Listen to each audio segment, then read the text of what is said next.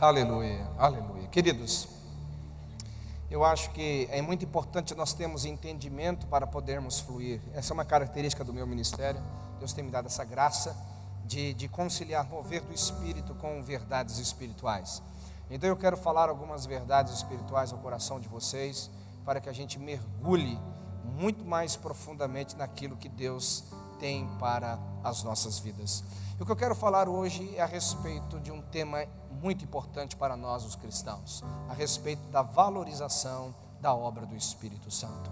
Amados, eu não sei para vocês, mas eu que tenho caminhado em vários lugares, em várias partes do mundo, eu tenho descoberto um Deus negligenciado, eu tenho descoberto um Deus desconhecido no coração de muitas pessoas, chamado Espírito Santo. Infelizmente eu particularmente tenho visto muitos lugares onde as pessoas sequer elas têm um relacionamento estreito e profundo com o Espírito Santo.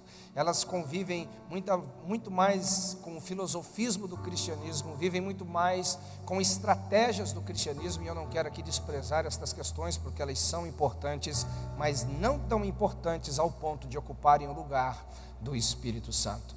Eu tenho visto muitos lugares onde as pessoas, elas realmente não conhecem o Espírito Santo. Eu me lembro do texto onde o apóstolo Paulo chega aos discípulos de Éfeso, e ele faz uma pergunta para aqueles discípulos: vocês por acaso conhecem o Espírito Santo? Eles falaram: não, nós não conhecemos o Espírito Santo. E você percebe pelo texto ali no livro de Atos que Paulo fica admirado com essa resposta, e ele diz assim: mas como que vocês não conhecem o Espírito Santo? Em que vocês foram batizados? Eles disseram: nós somos batizados apenas no batismo de João. Nós nem sequer fomos introduzidos nesta verdade.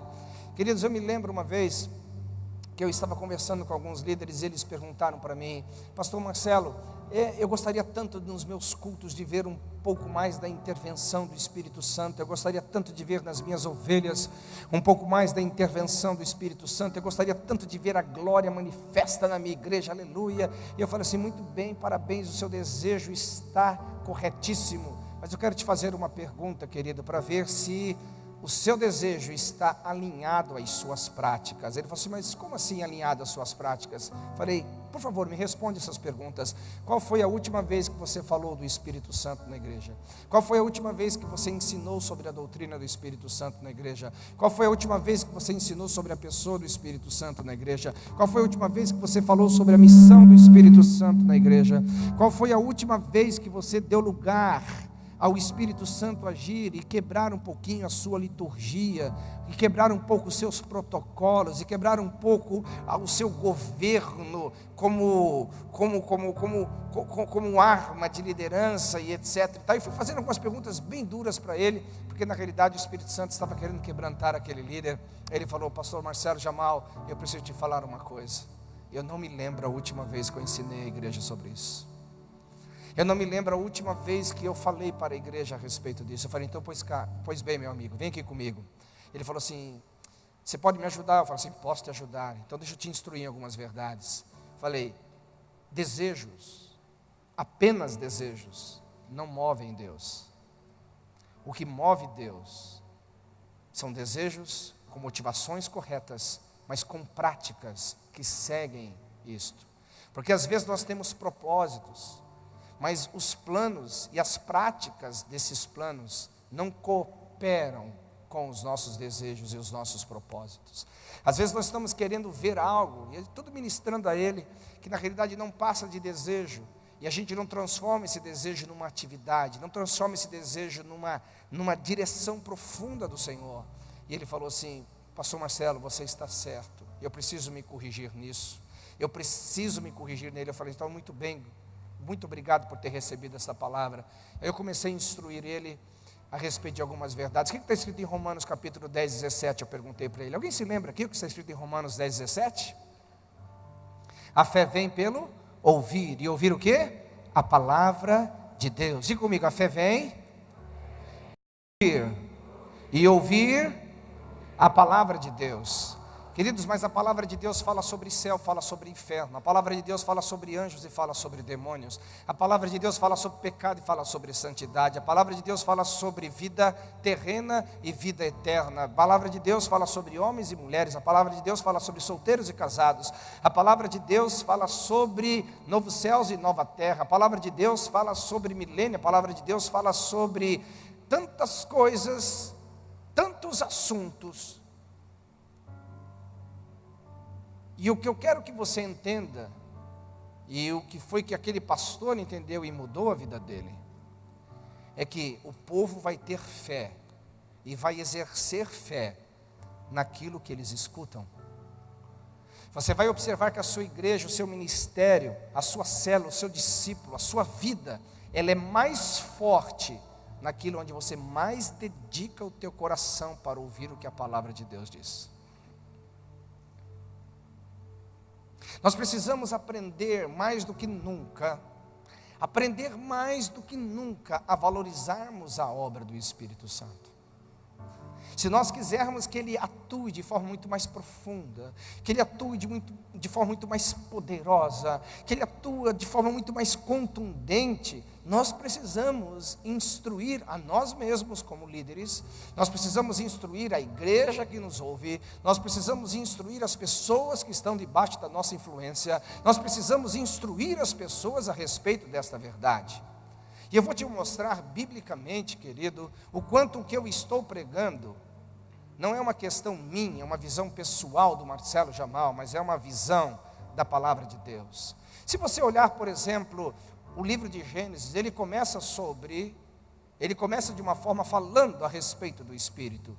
O texto fala que a terra estava sem forma, estava vazia, mas havia o Espírito de Deus pairando sobre a face da terra, esperando uma voz de comando dos céus para poder atuar. Se você percorre a Bíblia inteira e vai parar em Apocalipse capítulo 22, você observa novamente que o texto diz: o Espírito e a noiva dizem, vem. A Bíblia começa falando da obra do Espírito e a Bíblia termina falando da obra do Espírito. E por onde quer que você olhar as Escrituras, você vai ver o Espírito Santo em atuação de formas diferentes, de formas às vezes mais quietas, outras espetaculares, mas ele sempre estava presente. Se você pega todo o Velho Testamento, nós temos ali algumas classes de pessoas que eram tomadas pelo Espírito Santo para fazer a obra de Deus. Nós tínhamos ali os sacerdotes, nós tínhamos ali os reis, nós tínhamos ali os profetas, nós tínhamos ali os juízes, esses eram os mais comuns, usados pelo Espírito Santo para fazer a obra de Deus. Alguns patriarcas, e também os patriarcas podem ser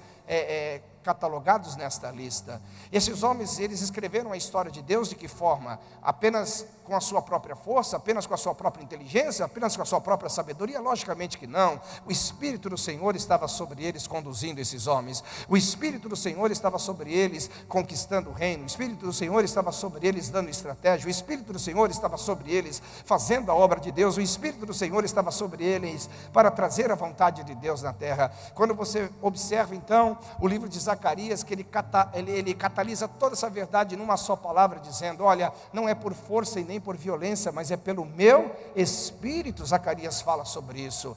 Você tem que entender que esta é a mentalidade de Deus, esta é a forma de Deus trabalhar em nós e através de nós, esta é a forma de Deus trazer os céus para a terra. Deus, Ele faz isso por intermédio do seu Espírito sobre nós, Ele faz do seu Espírito em nós, Ele faz do seu Espírito através de nós. Então nós precisamos mais do que nunca o que? Valorizarmos a obra do Espírito Santo, porque se nós não falarmos, se nós não ensinarmos, se nós não criarmos atmosferas para Ele operar, Ele não vai fazer isso. Mas Ele não pode, Ele pode, mas Ele não fará. Ele não fará não porque Ele não quer fazer, Ele precisa ser convidado, porque o Espírito Santo é gentil, o Espírito Santo é cavalheiro, o Espírito Santo respeita o homem, ainda que as decisões humanas estejam na contramão da sua vontade, ainda que as decisões humanas atrapalhem ao próprio homem e ao reino dos céus, mas Ele vai respeitar. Nós precisamos aprender a crescer nisso, E eu quero que você comece se analisando, eu quero que você se analise, melhor dizendo, ao ouvir essas questões. Aí você pega o profeta Joel, por exemplo, ele diz assim: é verdade, nos últimos tempos o Senhor viria com muita força sobre a face da terra. E o que o profeta Joel profetiza no capítulo 2, versículo 28 e 29? Que nós iríamos viver dias extraordinários. Mas por que seriam dias extraordinários? Porque o Espírito Santo seria derramado sobre toda a carne, seria derramado sobre os velhos, seria derramado sobre os moços, sobre as moças. O Espírito Santo não ficaria só na categoria de profetas, de reis, sacerdotes, não, de patriarcas, não. O Espírito Santo agora iria tocar e possuir toda a carne, queridos. E isso já foi inaugurado há 2000 anos atrás. O apóstolo Pedro, no capítulo 2, versículo 14 de Atos, quando ele fica em pé diante daqueles homens, ele faz uma defesa extraordinária a respeito da obra do Espírito Santo. Eu sempre costumo dizer que a primeira grande pregação da igreja foi uma apologia da obra do Espírito Santo. Eu não sei se você já parou para pensar sobre isso, mas Pedro, quando ele se coloca em pé, ele fala assim: é o seguinte, esses homens não estão embriagados de vinho, porque é 9 horas da manhã, e nós não temos o hábito de beber 9 horas da manhã, mas o que está acontecendo aqui está em linha com a palavra de Deus, e a palavra de Deus diz que nos últimos dias, o Espírito Santo ia ser derramado sobre toda a carne, aleluia. Você já havia parado para pensar sobre isso? Vocês já haviam parado para pensar sobre isso? A primeira grande mensagem pública da igreja foi a mensagem sobre o Espírito Santo. Nós temos que aprender a valorizar estas questões de forma extraordinária. Você pega então João o Batista, aleluia. João Batista, a Bíblia fala que ele foi o maior profeta. Quantos concordam comigo, nascido de mulheres? Isso, você não concorda comigo, você também não concorda com Jesus. Porque a Bíblia fala que Jesus disse que não houve nenhum profeta maior do que esse nascido de mulheres.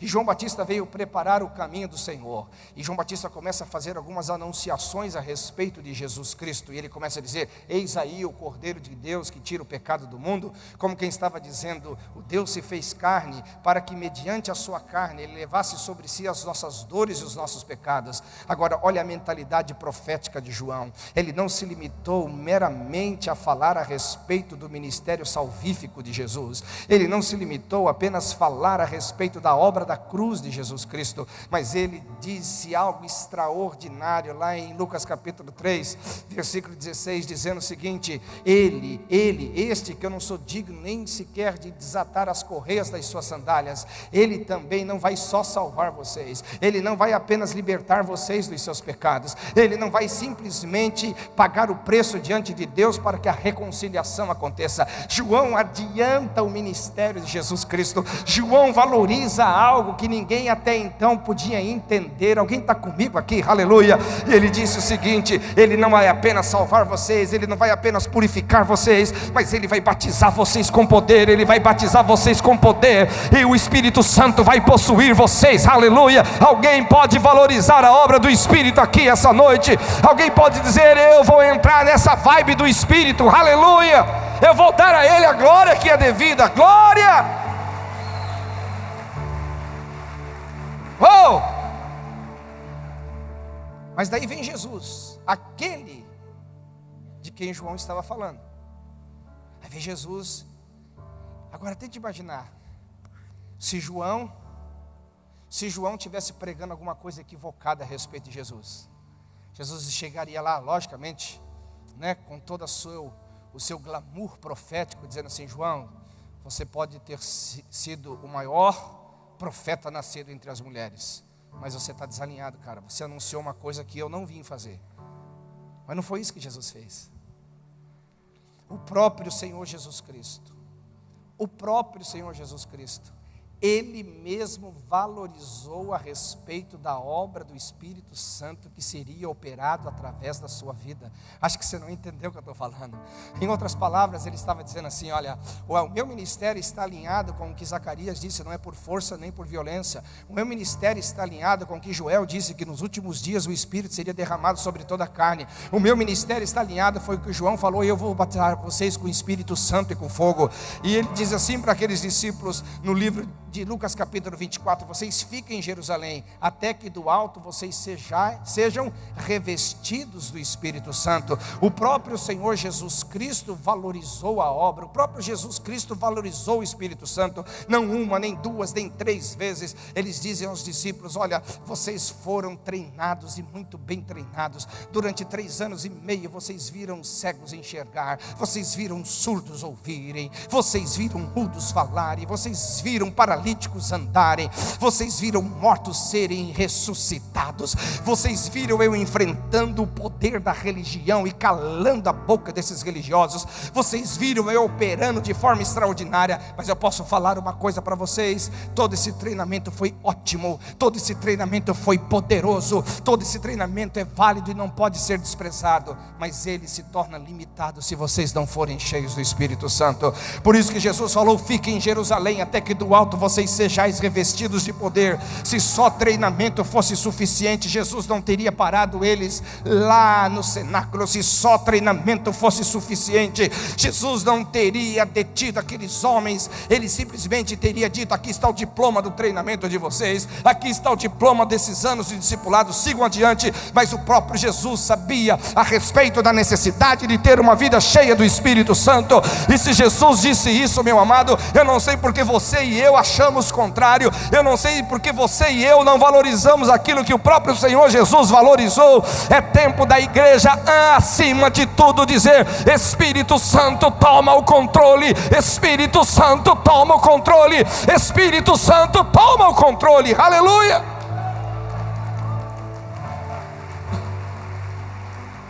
Oh!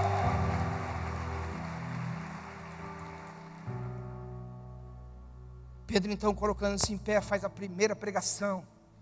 E a sua primeira pregação, como eu já disse, foi uma apologia a respeito da obra do Espírito Santo. E a igreja começa a operar. E a igreja começa a manifestar a glória de Deus. E eu costumo dizer que foi treinamento e empoderamento. Treinamento e empoderamento. Treinamento cheio do Espírito promove ações sobrenaturais na terra. E a igreja então começa a ser perseguida. A igreja começa a sofrer os ataques do inferno para ver se ela se desmotivava a respeito da sua obra, do seu ministério. Mas pelo contrário, a igreja continua adiante. Queridos, olha que coisa interessante. Um desses que foram dispersos foi parar em Samaria. O nome dele é Felipe. E ele começa a operar de forma extraordinária. Começa a operar libertando os endemoniados. E ele começa a anunciar a palavra de Deus e as pessoas se convertem. Ele começa a anunciar a palavra de Deus com poder e os corpos são curados. Ele começa a anunciar a palavra de Deus e as pessoas são batizadas. Eu não sei você, pastor Samuel, mas eu vejo aí indícios poderosíssimos de avivamento. Você percebe comigo isso ou não? Há algum líder aqui, alguma pessoa aqui que consegue ver indícios de avivamento aqui? Olha, se você não vê, deixa eu te mostrar de novo. A palavra é pregada. Os endemoniados são libertos. Os corpos são curados. As pessoas se convertem. Se isso não é indício de avivamento, meu querido, eu não sei mais o que você pensa que é avivamento. Então eu vou te perguntar de novo: você crê que ali há indícios de avivamento? Mas observa o seguinte: Pedro e João, que haviam sido instruídos sobre a obra do Espírito Santo, estavam em Jerusalém, e eles começam ali, um conversar com o outro, e ele pergunta um ao outro, dizendo: se você viu, João, o que está acontecendo em Samaria? E Pedro fala: realmente eu vi, as notícias chegaram até nós, a palavra do Senhor está tocando os samaritanos, eles estão recebendo o Senhor como seu Salvador, eles estão sendo curados das suas doenças, os demônios estão soltando a mente e a alma deles. Ah, que bom que está acontecendo, o batismo está acontecendo. É verdade, Pedro, é verdade, João. Mas de repente um olha para o outro, Pedro olha para João, João olha para Pedro. E eu aqui com a minha mente santificada começo a imaginar o que eles perguntam. Por acaso, você viu alguma notícia a respeito do envolvimento deles com o Espírito Santo? Não, João. Não, Pedro, não vi nada não. E eu, com a minha mente santificada, posso concluir o seguinte, que eles falaram assim: a gente tem que descer urgente para aquela igreja. Nós temos que descer urgente para aquele movimento que está acontecendo. Sabe por quê? Porque se o Espírito Santo não possuir aqueles crentes, tudo isso vai ter um prazo de validade muito curto. Tudo isso vai morrer muito cedo. E a Bíblia fala que quando eles desceram a Samaria, eles foram literalmente, eu posso concluir, fazer um seminário do Espírito Santo. Literalmente eles foram com uma missão de introduzir aqueles salvos na obra do Espírito Santo. E a Bíblia fala que quando eles chegaram lá, eles cumpriram um propósito, colocando as mãos e orando, e o fogo desceu sobre aquele lugar. Alguém está comigo aqui, queridos? O que eu posso concluir com isso? É que mesmo todas as coisas poderosas que caracterizam o avivamento, ela nunca vai se completar se você não introduzir as pessoas a um entendimento profundo da pessoa do Espírito Santo, a um relacionamento profundo dos cristãos com a obra do Espírito Santo. Se esses homens e essas mulheres agora salvas, agora curadas, agora libertas, não forem o quê? Introduzidos na obra do Espírito Santo, infelizmente ele tem sido negligenciado. Se fala tudo sobre tudo, menos sobre ele.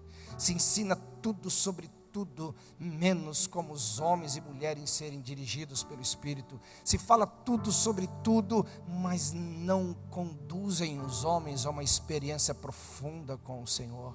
Nós precisamos acima de tudo, valorizarmos a obra do Espírito Santo. Tudo começa aí, é na valorização.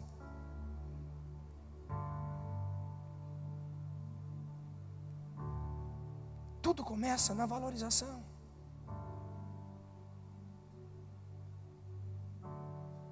Repita comigo: nós seremos mais fortes nas áreas onde mais nós expomos o nosso coração.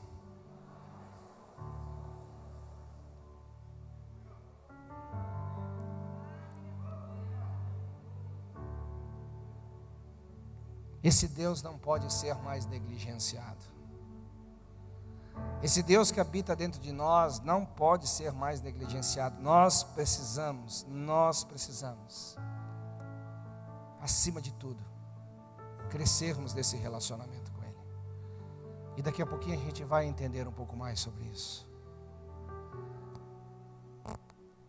Deixa eu falar um pouquinho mais sobre Samaria. Pensa num povo que não gostava um do outro, eram os samaritanos e os judeus, por várias razões que não entra aqui na mensagem. E você vê que a própria obra de redenção e de vida no Espírito uniu aquele povo. Pensa uma coisa inimaginável para o judeu, era um gentil ser considerado membro, participante da mesma aliança eterna do que eles. Agora observe bem o que aconteceu em Atos capítulo 10. Em primeiro lugar, o Senhor vem e mostra uma visão para Pedro. Ele vê um lençol preso pelas quatro pontas, e ali dentro daquele lençol tinha todos os tipos de animais, e Deus fala com ele: Pedro, toma, mata e come. Pedro, toma, mata e come. Pedro, toma, mata e come. Alguém se lembra o que aconteceu? A tradição de Pedro foi mais forte do que a visão. Escute o que você vai ouvir agora, querido. A tradição de Pedro foi mais forte do que a visão, ao ponto dele dizer para Deus: não vou comer, porque eu nunca comi nada imundo. Mas aquilo foi tão forte que Pedro ainda continuou pensando sobre a visão. Agora eu vou te falar uma coisa muito forte aqui, queridos. Se não fosse a obra do Espírito Santo, aquela visão poderia perder a sua eficácia. Quando Pedro ainda estava meditando sobre a visão, cheio de resistência pessoal, cheio de resistência por sua religiosidade e as suas tradições, algumas pessoas chamam à porta. Aquele tempo não tinha campainha para tocar e nem o WhatsApp para dizer: cheguei, estou aqui no portão. E quando aqueles homens anunciam a sua presença lá, alguém se lembra o que aconteceu em Atos capítulo 10? O Espírito falou para Pedro: Pedro, receba esses homens. Espírito Santo convenceu Pedro da visão. O Espírito Santo convenceu Pedro de entrar para algo que Deus tinha para a vida dele. Deixa eu falar uma coisa, meu querido. Todos nós aqui, uns mais e outros menos, quando viemos para andar com o Senhor, nós viemos à semelhança de Pedro, com nossas tradições familiares, com as nossas tradições religiosas, com as nossas tradições sociais, com as nossas tradições comportamentais. Nós viemos com os nossos conceitos e com os nossos valores. E eu vou te falar uma coisa: enquanto o Espírito não trabalhar profundamente em você, essas tradições que parecem ser vida, que parecem ser segurança, elas vão te roubar do próprio Deus.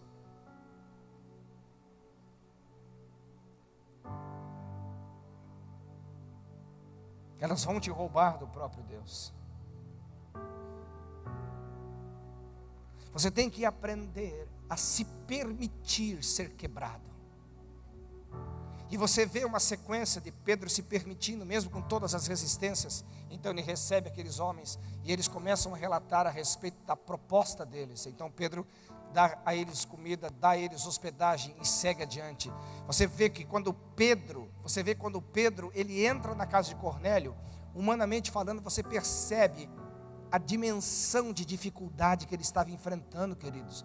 Você tem que ler isso na Bíblia de uma forma muito clara. Ele chega para aquelas pessoas e fala assim: olha, eu estou aqui, mas assim, não é que eu queira estar aqui, mas eu estou aqui porque, afinal de contas, estou entendendo que Deus quer que eu esteja aqui, mas afinal de contas, se eu tivesse que escolher mesmo estar aqui, eu acho que eu não estaria aqui, porque na realidade nunca matei e nunca comi nada imundo. Mas de repente ele fala assim: mas Deus me mostrou. Ele falou assim: vocês sabem que não convém um judeu estar na casa de gentios. O que você percebe nessas falas de Pedro? Que ele está cheio de travas internas, que ele está cheio de travas no seu próprio coração. E isso, querido, todos nós temos. O problema não é ter travas, o problema é não querer ser destravado. O problema é você colocar essas travas numa posição acima da visão de Deus, acima do propósito de Deus. Eu não sei se você percebeu, mas se você não percebeu, eu preciso te abrir os seus olhos. Antes de você ser cristão, você pertencia ao reino das trevas. E a Bíblia fala que quando você nasceu de novo, você foi transportado para o reino do Filho do seu amor. Tem algum salvo aqui? Diga amém. Oh, 2 salvos, vou tentar. Acho que eu vou pregar sobre palavra de salvação aqui, hein? Vou tentar de novo. Tem algum salvo aqui? Diga amém. Olhe para a pessoa e me ajude a pregar. Diga assim: quando você estava no reino das trevas, você tinha um comportamento. Tem gente que está dizendo assim: mas eu nunca fui do reino das trevas. Eu nasci crente, na barriga da minha mãe eu já era cheio do Espírito Santo. Deus não tem netos, irmãos. Deus só tem filhos. Você só saiu do reino das trevas o dia que você recebeu Cristo como seu Senhor e seu Salvador. Então olha para ele e fala novamente: quando você estava lá, você tinha comportamentos que eram condizentes com aquele reino. Você foi transportado para outro reino. Diga comigo: mudando o ambiente, deve-se também mudar as atitudes.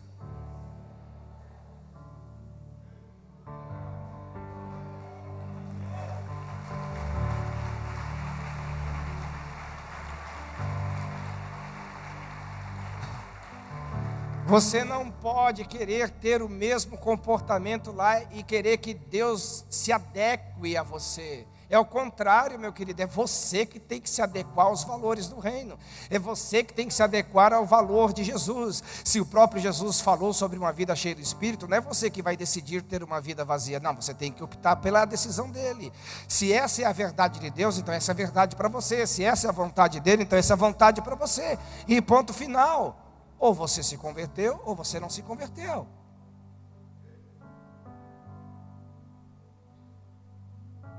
Quem está comigo aqui, diga amém. Amém. Quem está comigo aqui, diga amém. Amém. Nós temos que começar a mudar de postura. Nós temos que começar a mudar de mentalidade.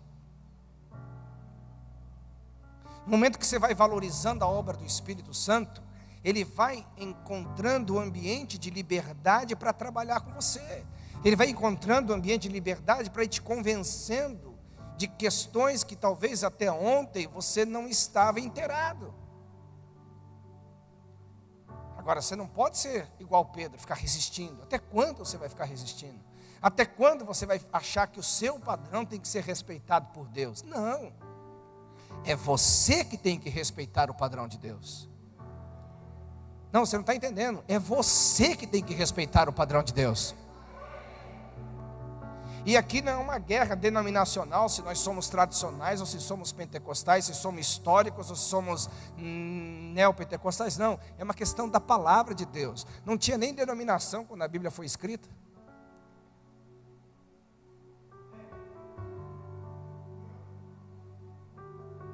Nós precisamos valorizar a obra do Espírito Santo.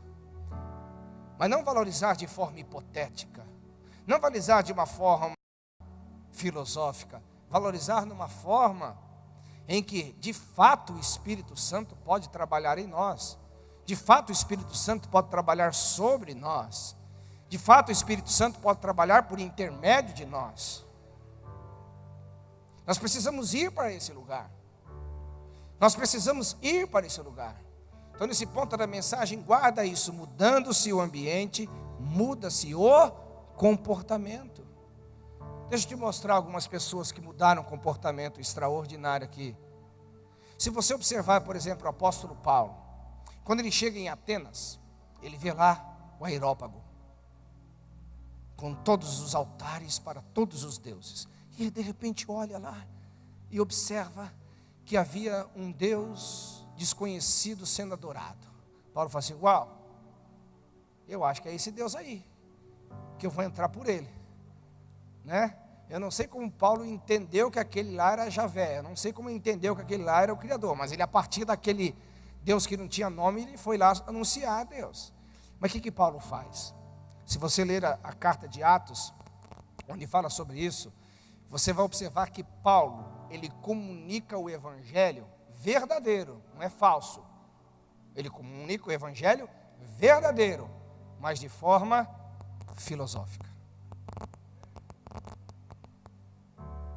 Porque ele entra no mundo dos eruditos e fala de forma erudita para os eruditos. Tanto é que o melhor sermão de Paulo é aquele, em termos hermenêuticos, exegéticos e homiléticos.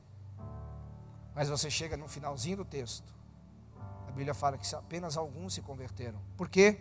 Porque quando ele entra num cerne ali, de uma questão fundamental para o cristianismo, que não se entende com a razão, mas apenas pelo mover sobrenatural de Deus, pela fé intensa em Deus, que é a ressurreição dos mortos, a discussão filosófica rompe e não tem mais por que ele falar. Então as pessoas falam: opa, nós não queremos te ouvir sobre isso. Em outra ocasião, quem sabe, a gente vai te ouvir.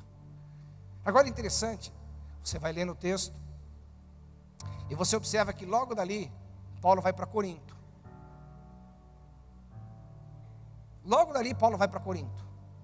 Aí Paulo chega em Corinto, aí ele escreve a carta aos Coríntios, Atos capítulo 2, e ele fala assim: olha, eu tomei uma decisão. Diga comigo, decisão. Repita comigo, decisão. Preste atenção, isso é importante para você, decisão, porque mudando o ambiente, muda o comportamento. Decisão. Paulo falou: eu decidi não anunciar Cristo com palavras persuasivas de sabedoria humana, mas com demonstração de espírito e poder, para que a vossa fé não esteja apoiada em sabedoria humana, mas na demonstração do poder do Espírito. Foi uma decisão. Por que Paulo decidiu? Paulo decidiu por uma frustração. E aqui está a inteligência, aqui está a sabedoria. Ninguém aqui está poupado de errar. Errar não é burrice. Burrice, estupidez, imbecilidade é permanecer no erro. Quando Paulo percebeu que cristianismo não é uma comunicação filosófica da verdade, mas é a demonstração do poder da verdade, ele mudou completamente a sua estrutura ministerial e entrou nessa vibe ministerial, e o ministério de Paulo superabundou em graça de forma extraordinária.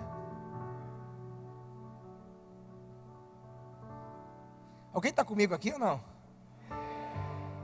Não é por acaso que quando Paulo chega lá em Éfeso, ele não chega lá com um tratado teológico e fazendo todas as perguntas teológicas e de todo entendimento teológico. Não, a primeira coisa que Paulo fala, o que é? Vocês conhecem o Espírito Santo? Por que será que ele faz essa pergunta? Porque certamente, eu tenho certeza do que eu estou falando, que o comportamento daqueles discípulos eram de gente que não estava cheio do Espírito. Era um comportamento de gente que estava arrependida, mas ainda os valores não eram valores completamente do reino. E quando Paulo vê aquele tipo de comportamento, ele fala assim: opa, tem alguma coisa errada aí. Deixa eu falar uma coisa, vocês conhecem o Espírito Santo? Porque na minha cabeça eu fico imaginando, esse tipo de culto, esse tipo de igreja que vocês estão construindo, esse tipo de reunião que vocês estão construindo, só pode ser de alguém que não conhece a obra do Espírito Santo. Haviam evidências externas para Paulo chegar a essa pergunta. Pode ter certeza do que eu estou te falando. Pode ter certeza do que eu estou te falando. Então o que Paulo faz? Ele não despreza onde aquelas pessoas haviam chegado, mas a partir do arrependimento de João, ele anuncia Jesus. Mas ele para por aí? Não. Ele leva as pessoas ao entendimento da obra do Espírito Santo. Então você vai perceber ali que aqueles crentes foram introduzidos em 3 batismos: batismo de João para arrependimento, batismo de Jesus da introdução do corpo, e o batismo do Espírito Santo, empoderando eles no poder do Espírito Santo. Essa é uma mentalidade apostólica. Alguém que lá atrás, por experiências doídas e por experiências próprias, aprendeu a valorizar a obra do Espírito Santo. Nós temos que entender isso, querido. Escute o que eu estou te falando. Escute o que eu estou te dizendo. Mudando-se os ambientes. Mudando-se os ambientes, se faz necessário mudar o comportamento. Se você pudesse com a sua própria força moral viver o cristianismo, se você pudesse com a sua própria força intelectual viver o cristianismo, se você pudesse com a sua própria força, em qualquer área da sua vida, viver para Deus, ele não falaria da necessidade do Espírito Santo residente, do Espírito Santo sobre o Espírito Santo através de você. Acredite em Deus.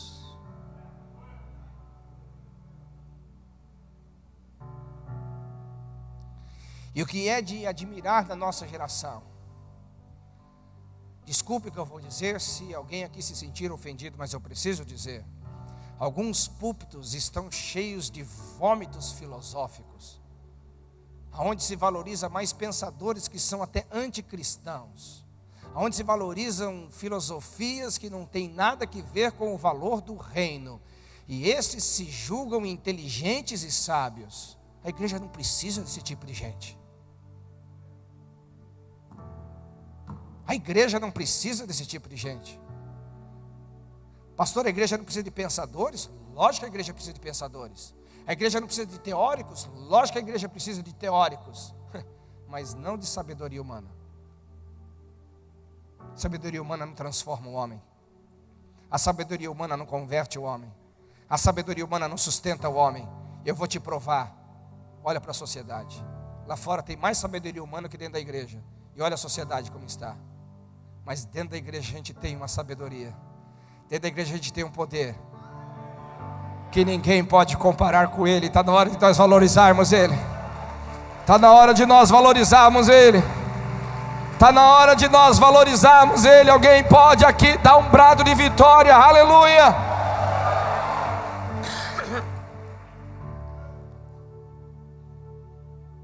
Aleluia! Agora deixa eu te falar um pouquinho sobre isso. Como que nós valorizamos na prática essa obra do Espírito Santo? Como que nós valorizamos na prática, não só entendendo que os homens valorizaram, que o próprio Deus valorizou, que o próprio Jesus valorizou, que os próprios apóstolos valorizaram, que a igreja primitiva valorizou, como eu posso valorizar na prática? Entende comigo o seguinte, na própria prática. Escute bem. Quando Jesus falou em Lucas capítulo 24, que eles deveriam ficar em Jerusalém, não deveriam se ausentar de Jerusalém, exceto o caminho de um sábado.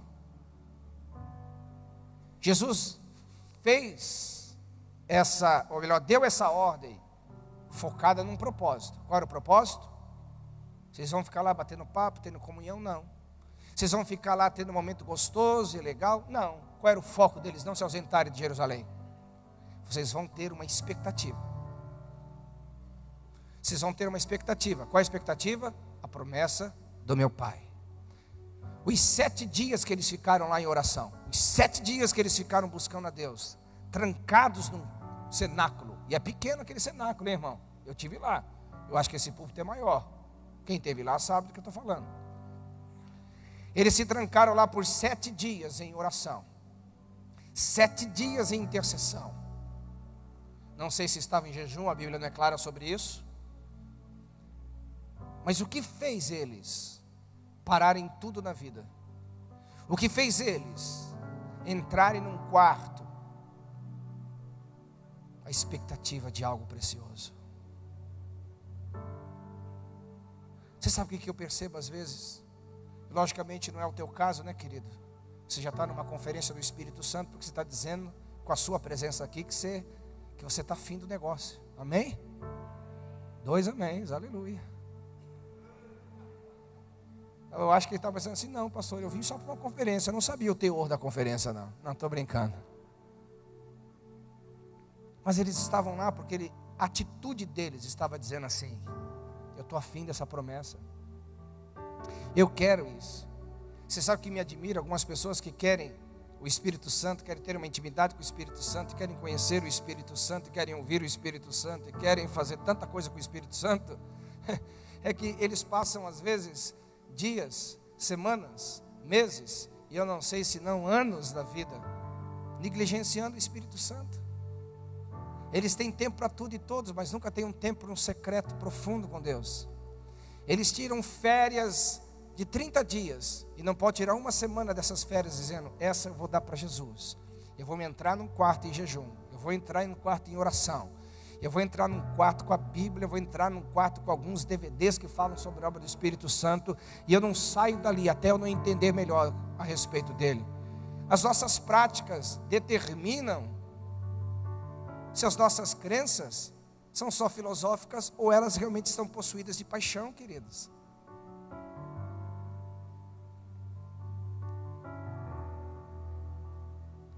Deixa eu falar uma coisa aqui para você. Você tem que mudar as suas atitudes. Você tem que mudar a sua forma de ser em Deus. Este ano faz 25 anos que eu estou no ministério tempo integral. Estou conservado aí, não estou, irmãos? Não parece não, estou com quase 50 anos já, viu? Daqui a pouco vou fazer minha festa de 50 anos. Isso é sinal que eu tenho uma mulher que cuida bem de mim, né? Mas vamos lá. 30 anos atrás, quando me converti, deixa eu te contar uma experiência.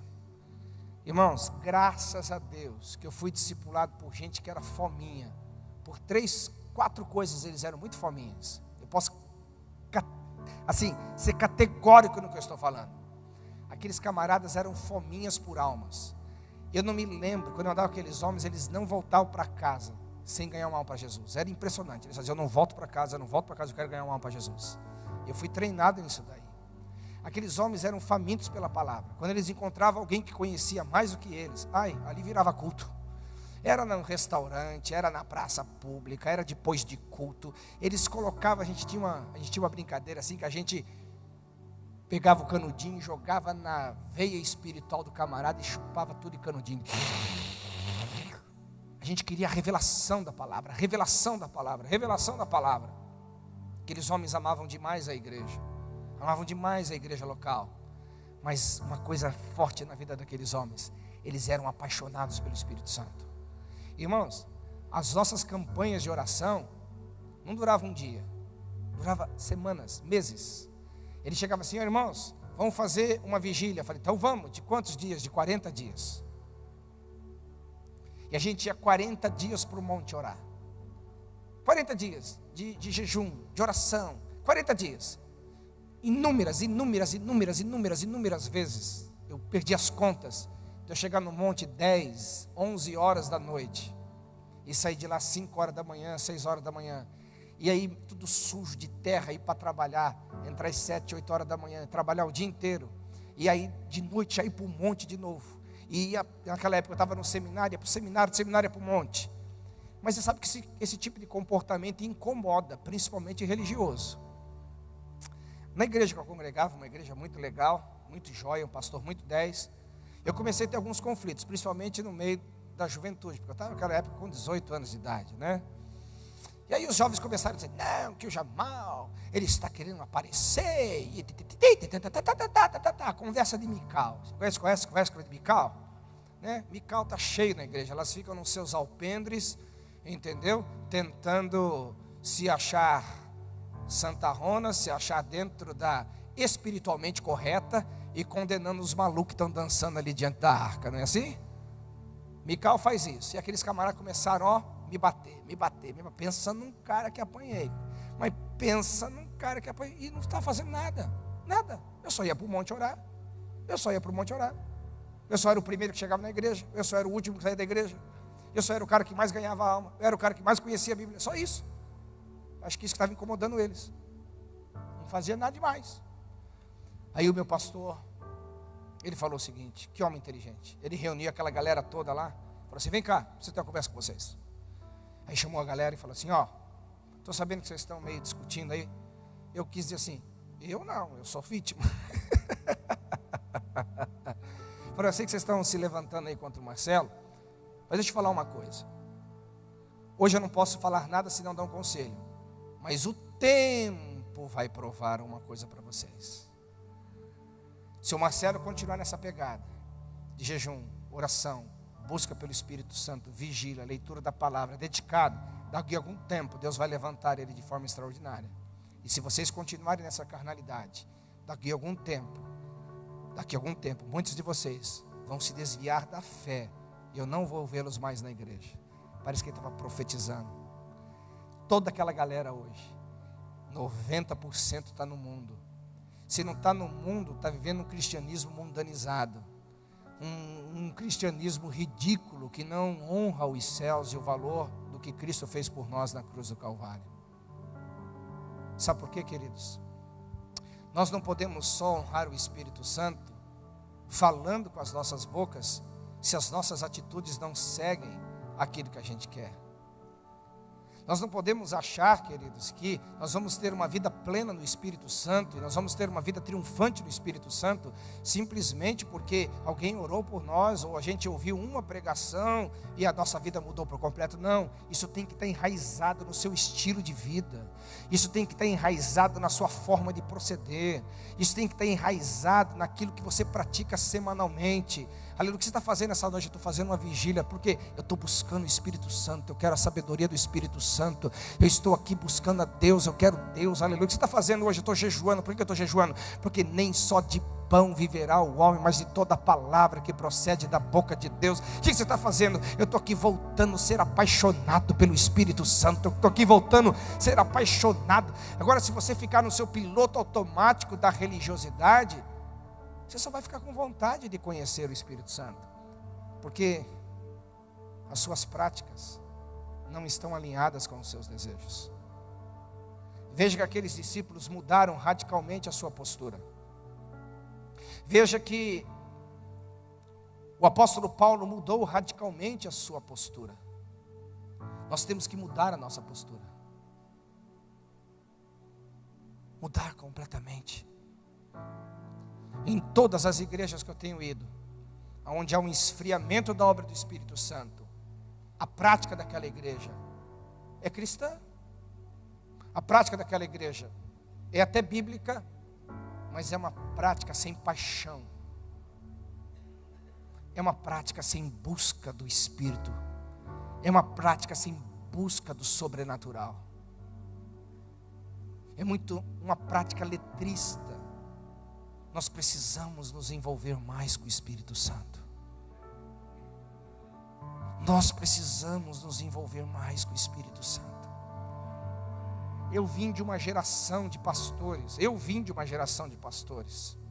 Em que nas igrejas que nós pastoreávamos, as ovelhas que nós cuidávamos, enquanto elas não eram batizadas com o Espírito Santo, enquanto elas não evidenciavam de alguma forma as línguas estranhas, nós agarrávamos aquelas pessoas e colocávamos elas debaixo do braço e assim, não cara, você vai experimentar isso, você vai experimentar isso, você vai experimentar isso, você vai experimentar isso. Eu tenho ido a ministérios que tem pastores que faz mais de 10 anos que não pregam sobre o batismo com o Espírito Santo, não tem coragem de chamar as pessoas à frente para orar sobre o batismo com o Espírito Santo, vai nas células, não se ora por batismo com o Espírito Santo, como se não fosse mais necessário ser cheio do Espírito Santo, como se não fosse mais necessário ser embriagado do Espírito Santo. As nossas técnicas suprem isso, a nossa inteligência sobre isso, as nossas formas de viver o cristianismo sobre isso. Escute, isso tem prazo de validade.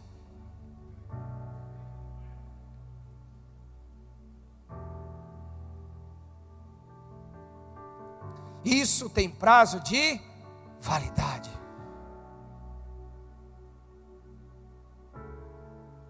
Ah, pastor, não é o meu estilo de vida ser cheio do Espírito Santo. Então você escolheu a religião errada, querido. Desculpe te falar. A religião chamada cristã, ela determina que você tenha uma vida cheia do Espírito Santo. Então você vai ter que escolher o que você vai fazer da sua vida. Ah, pastor, onde você prova isso? Efésios capítulo 5. Versículo 18.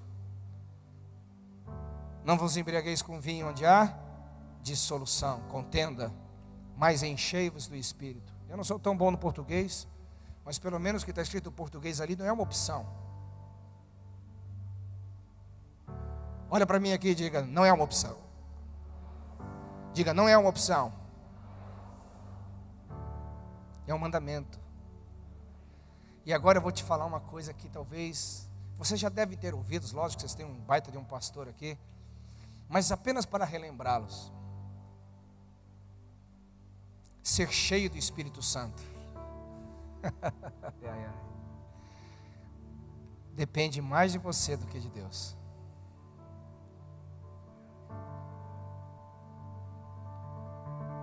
Tem gente que vai para os cultos e fica com a boca cheia de dente,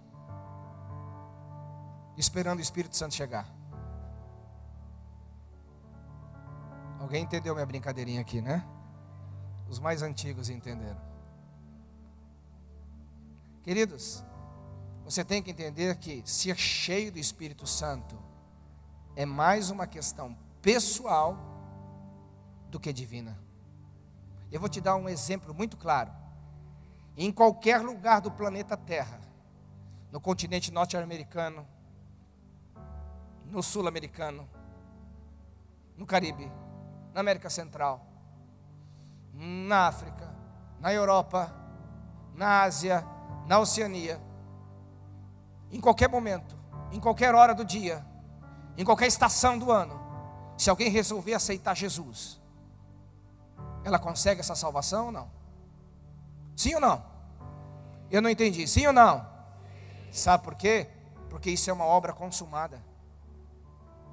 Jesus não precisa morrer novamente e fazer tudo de novo para que ela seja salva. Eu vou te falar que a mesma verdade é para a vida cheia do Espírito Santo.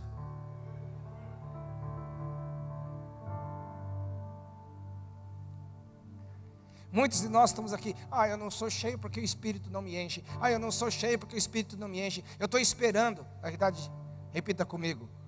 Você está esperando o que Ele está esperando.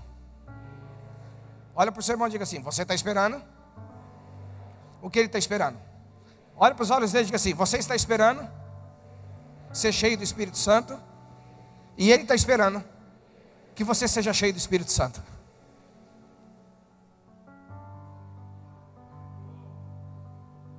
E a Bíblia fala a respeito do quê? Quer ser cheio do Espírito Santo? Tem práticas espirituais, falando entre vós com salmos, hinos e cânticos espirituais. Ali está falando a respeito de práticas espirituais. Você quer ser cheio do Espírito, não é só uma questão filosófica. Você quer ser cheio do Espírito Santo, você tem que ter práticas, você tem que ter práticas, você tem que ter práticas, você tem que ir mergulhar, você tem que desejar, é você que opta isso. Se você quiser resistir o Espírito, você vai resistir, porque não seria por acaso, querido, que a Bíblia escreveria: não apagueis o Espírito Santo. Quem apaga o Espírito Santo não é o Satanás, quem apaga o Espírito Santo não é Deus, quem apaga o Espírito Santo sou eu.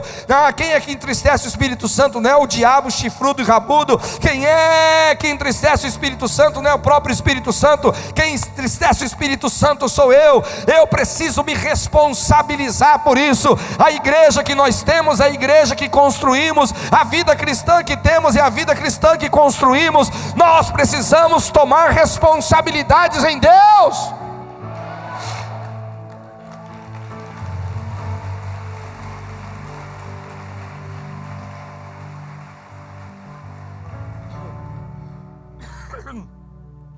Eu estou aqui esperando, eu estou aqui esperando, eu estou aqui esperando. Não, você não tem que estar esperando, você tem que estar mergulhado.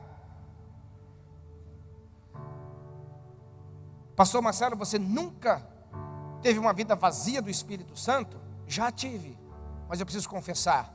Sabe por quê? Na maioria das vezes que eu estava vazio do Espírito Santo, meu tempo estava mais conectado à televisão, meu tempo estava mais dedicado a mim mesmo, meu tempo estava mais dedicado aos meus próprios interesses, meu tempo estava dedicado a tantas outras coisas que nem eram ruins, nem eram tão ruins assim.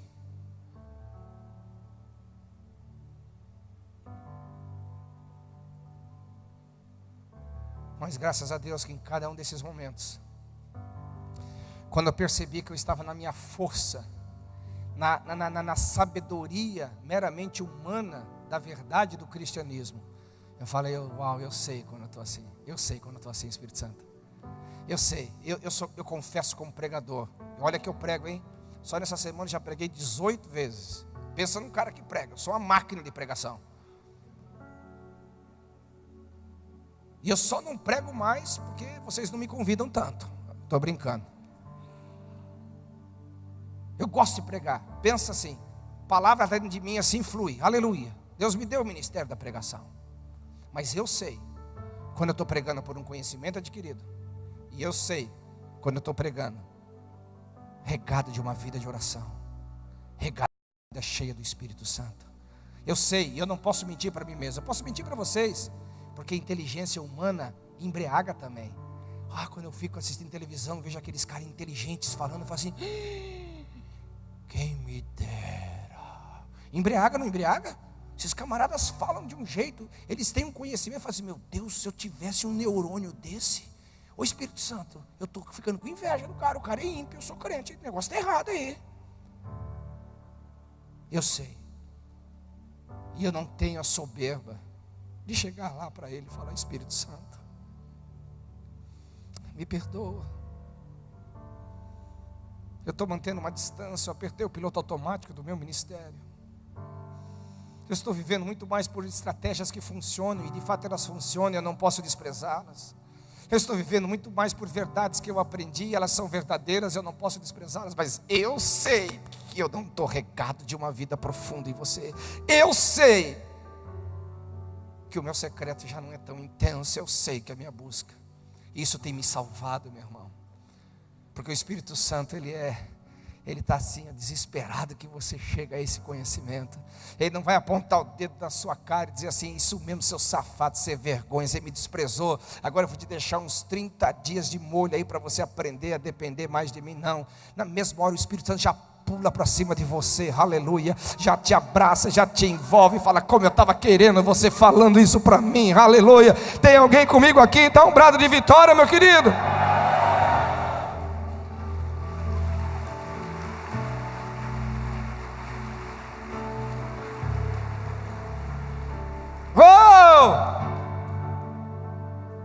Aleluia. Eu preciso assumir essa responsabilidade. Eu preciso entender que depende de mim, porque Ele é cavalheiro. As igrejas que eu tenho supervisionado, Samuel, eu tenho falado para o Ministério de Música, falo assim: olha, vocês têm que ser ministros, ministrar, mas por favor, não sejam manivela do povo. Pare com isso. Eu vou em alguns cultos assim que me dá uma raiva. O cara vai: levanta a mão agora, levanta o pé, para a direita, para a esquerda, e vai. Meu Deus, o povo não consegue ter ânimo em Deus. E precisa de um cara de manivela. Sabe o que eu falo para eles? Gente, esquece o povo, esquece a galera. Entra vocês numa vibe sobrenatural, porque você vai ver se o povo não vai vir atrás de vocês. Você vai ver se a coisa não vai acontecer. Porque a gente fica forçando as pessoas. Que a gente tem que ser ao contrário. Nós não estamos ali para fazer as pessoas louvarem. Nós estamos ali para conduzir adoradores.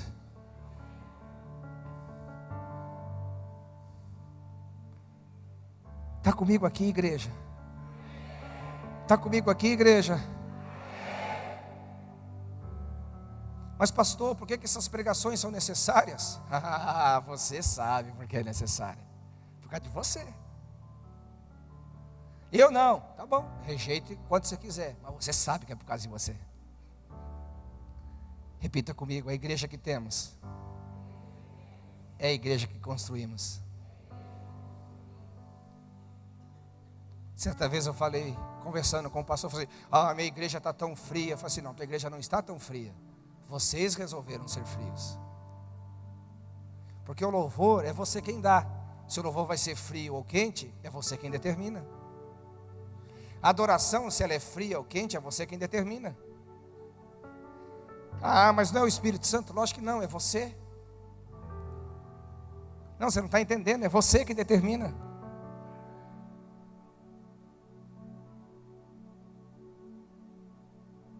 Sabe por quê, queridos? Eu vou terminar aqui, senão amanhã eu não tenho mais o que falar, não estou brincando.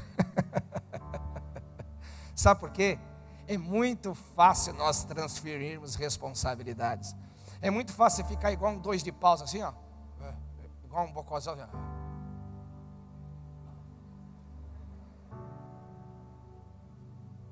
E sair do culto. Hoje o Espírito Santo me tocou. Mas nem eu ia querer tocar você.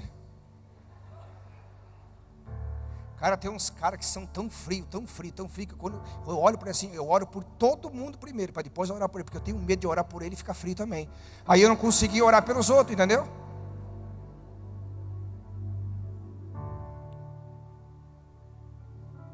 Você pensa que eu estou brincando? Estou falando sério mesmo, estou me rasgando aqui. Mas Samuel, você também faz isso. Você olha, mas Samuel, quando você está pregando, você olha para o cara assim, que você está pregando o cara assim.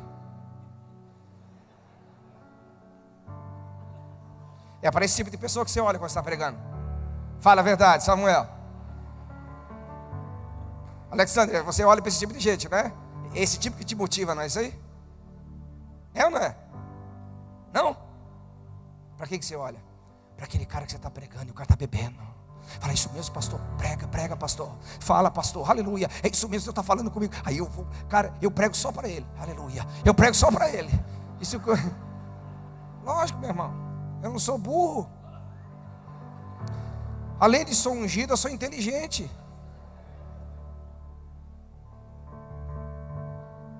Aí a gente fala lá sobre louvor extravagante. Aí a gente canta assim: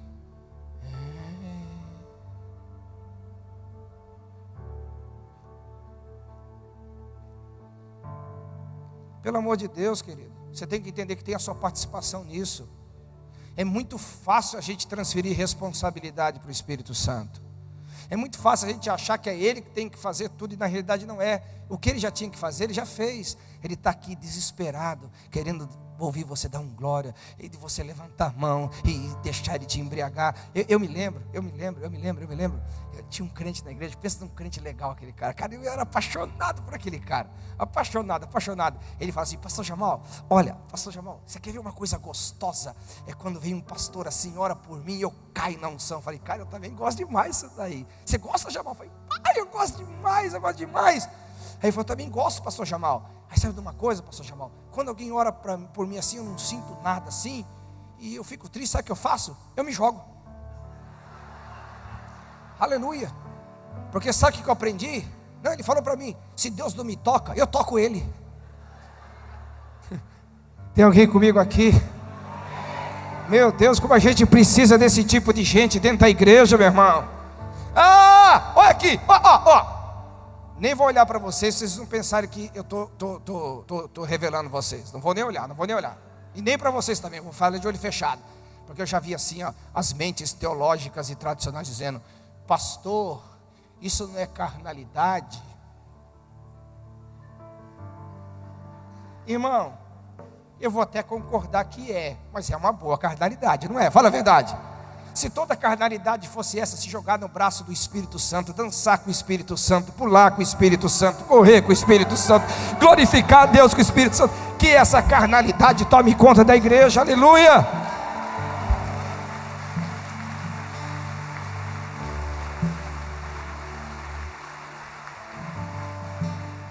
Cara, você tem que entender que o negócio é seu, não é que o Espírito Santo te pega e fala: cai agora, seu cabra safado. É você que se entrega.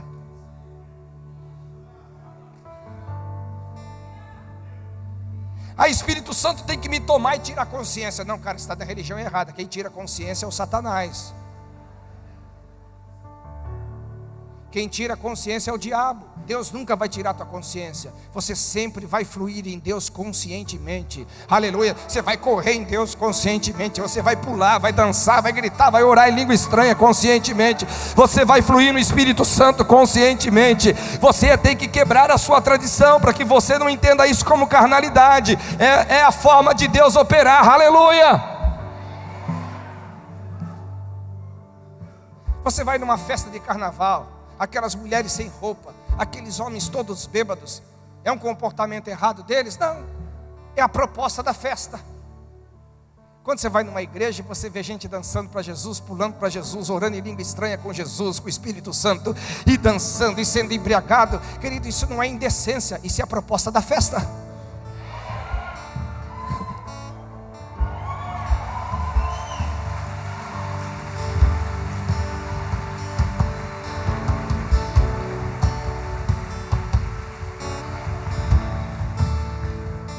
É a proposta da festa. Vocês estão começando a ficar soltinhos. Está começando a ficar soltinho. Mas é verdade. Não, pastor. É com ordem e decência o culto. Vem cá. Ei, você aí. Ordem e decência? Eu concordo. Mas qual é a ordem e a decência? Quem determina o padrão da ordem e a decência? É a ordem e decência brasileira? É a ordem e decência americana? Ordem e decência francesa? Ordem e decência britânica? Não, pastor, você tem que respeitar a cultura onde você está inserido. Concordo, lógico que eu concordo. Mas acima de tudo, há uma ordem e decência espiritual, celestial e divina. A gente tem muita facilidade de honrar os homens e desprezar Deus.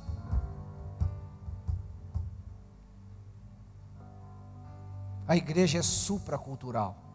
Ainda que ela seja filha da sua época, ela é supracultural. Ouça um camarada que está mais de 30 anos pregando o que eu estou pregando aqui. Isso aqui eu prego de olho fechado, de um olho só, de olho esquerdo, de olho direito, de costa, de frente, de lado. Eu só prego isso. Então pensa num cara que entende o que está falando. E eu vou te falar uma outra coisa. Escute o que eu estou te falando. A obra do Espírito Santo não escandaliza ímpio, não escandaliza novo convertido. A obra do Espírito só escandaliza crente velho que está virando morcego dentro da igreja.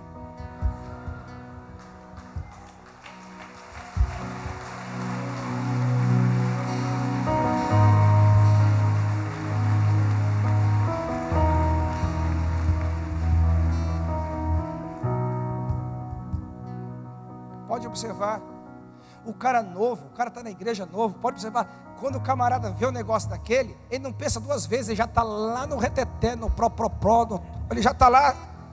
Por quê? Ele não tem padrão, o padrão que ele está vendo, é o que ele está aprendendo. Para ele não tem certo e errado. Como que ele vai se escandalizar?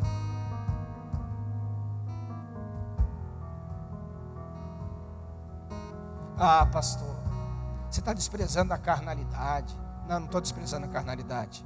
Tá sim, pastor, porque você vai ter problemas. Deixa eu te falar uma coisa, o que eu creio. Se você quiser crer diferente, fica à vontade. Deixa eu te falar o que eu creio. No mover do Espírito Santo vai ter carnalidade? Vai ter carnalidade. Vai ter gente com motivação errada? Vai, eu te provo na Bíblia. Tudo isso aqui que eu estou te falando, eu te provo na Bíblia. Vai ter carnalidade? Vai ter carnalidade. Vai ter motivação errada? Vai ter motivação errada sim. Pastor, mas por que você não tem medo disso? Não tenho medo disso, sabe por quê? É muito mais fácil você corrigir uma profetagem. É muito mais fácil você corrigir uma visagem. É muito mais fácil você corrigir uma carnalidade. Muito mais fácil. Porque você chama esse irmão no amor, no carinho e fala, cara, não testificou essa palavra que você deu. Não está testificando esse seu comportamento que você diz que é o Espírito Santo. Não está legal isso daí. Legal, beleza? Bom, é muito mais fácil. Você corrige facilmente, pontualmente essas questões. Mas eu vou te falar uma coisa, irmão. Você não consegue corrigir uma igreja carnal.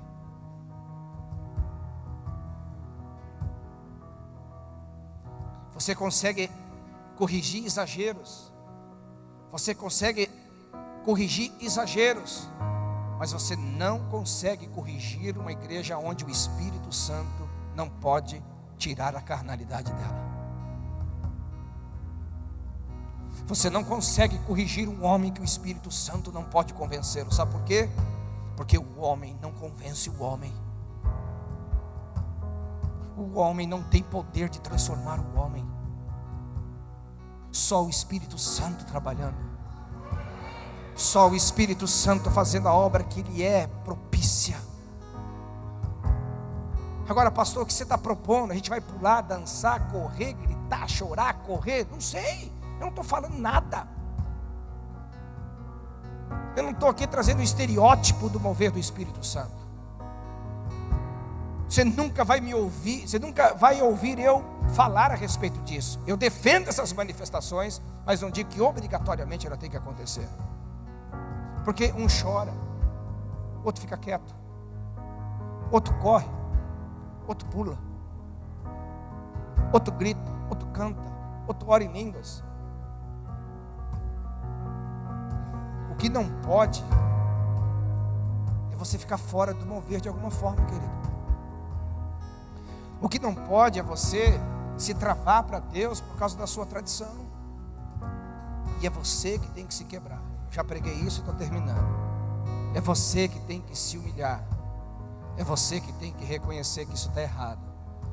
E a semelhança de tudo que eu já falei, a semelhança dos profetas, a semelhança dos patriarcas, dos reis, dos sacerdotes, dos juízes, de Jesus, dos apóstolos, da igreja primitiva, valorizar a obra do Espírito Santo. Hoje, amanhã, em casa, no trabalho, aonde quer que seja. Esse Deus não pode ser mais negligenciado no nosso meio.